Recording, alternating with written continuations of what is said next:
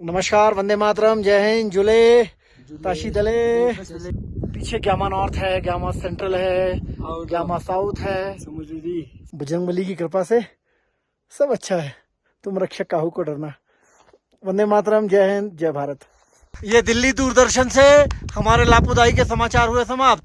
मैं रत्नेश पांडे, दावादाई at the top of Gyama East mountains, from the top of Gyama East. आज मौसम भी बहुत ही शानदार। और प्रदेश के प्रख्यात पर्वतारोही रत्नेश पांडे ने लद्दाख क्षेत्र में स्थित 20,000 फीट से अधिक ऊंचाई वाली 4 पर्वत चोटियों को महज 3 दिनों में फतेह कर साहस, संकल्प और सतना की पहचान को नई ऊंचाई दी है। उन्होंने हर चोटी पर भारत का तिरंगा और अपने गृहनगर सतना का ध्वज लहराया और आई लव सतना और जय हिंद का घोष किया। दरअसल रत्नेश पांडे ने जिन पर्वत चोटियों को सफलतापूर्वक फतेह किया है, उनमें 4 अत्यंत दुर्गम और ऊंचाई वाली चोटियां शामिल हैं। इनमें सबसे ऊंची चोटी ग्यामा कांगरी ईस्ट है, जिसकी ऊंचाई 6,108 मीटर है। इसके अलावा उन्होंने कीगर्री, यालुंगनोंग और यालुंगनोंग 2 पर भी विजय प्राप्त की है। ये सभी चोटियां समुद्र तल से 20,000 फीट से अधिक ऊंचाई पर स्थित हैं। यह पर्वतारोहण अभियान अत्यधिक बारिश, बर्फबारी और तेज हवाओं जैसी खतरनाक परिस्थितियों के बीच पूरा किया गया। वंदे मातरम। बताना चाहूँगा कि इस बार लेह लद्दाख जो क्षेत्र है, वहाँ पे हमने 3 दिनों के अंदर मैंने अपने 2 और साथियों के साथ 4 पर्वत शिखरों पे बैक टू बैक क्लाइंबिंग करी है। और बताना चाहूँगा सभी पर्वत जो हैं वो 20,000 फीट से ऊंचे थे। काफ़ी ऊंचाई भी थी, पर्वत में टेक्निकलिटीज़ भी थी। और इसमें एक रोचक बात ये भी हुई कि इस बीच रात में हैवी बर्फ़बारी के कारण और स्नोफॉल जब हुआ और साथ में रेनफॉल भी हुआ कुछ समय, उसके कारण हमारा जो टेंट था वो पूरे तरीके से ध्वस्त हो गया।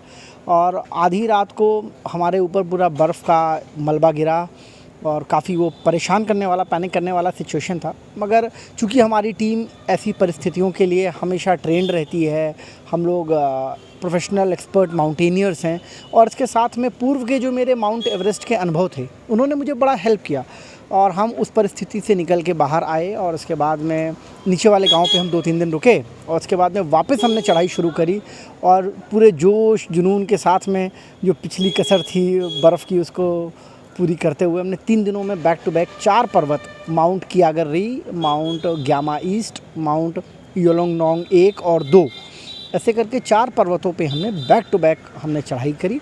और उसके साथ में हमने लोगों को संदेश दिया कि पहली बात, एक माउंटेनियर की लाइफ में कभी गिव अप होता ही नहीं है, और मुझे लगता है आपकी लाइफ में भी कभी गिव अप नहीं होना चाहिए। कभी हार्ड टाइम्स आता है तो अगर हम उससे लड़ते हैं तो बेशक उससे जीत के आगे आते हैं। और ये मेरे लिए बड़ा सौभाग्य का विषय था कि हर बार पर्वत शिखर पे मैंने अपने देश का तिरंगा और अपनी मातृभूमि सतना का झंडा वहाँ जाके लगाया। तो बहुत ही रोमांचक और खुश वाला माहौल था उस समय मेरी टीम के लिए, मेरे लिए। कितनी ऊंचाई पे इस बार गए थे? ये लगभग सारे माउंटेन 6,000 मीटर से ज़्यादा थे, मतलब 20,000 फीट से ऊपर के चारों पर्वत थे जिन पे हमने चढ़ाई चढ़ी। और एक अमूमन जुलाई के इस महीने पे लेह लद्दाख में ज़्यादा बर्फ़बारी या ज़्यादा रेनफॉल देखने को नहीं मिलती।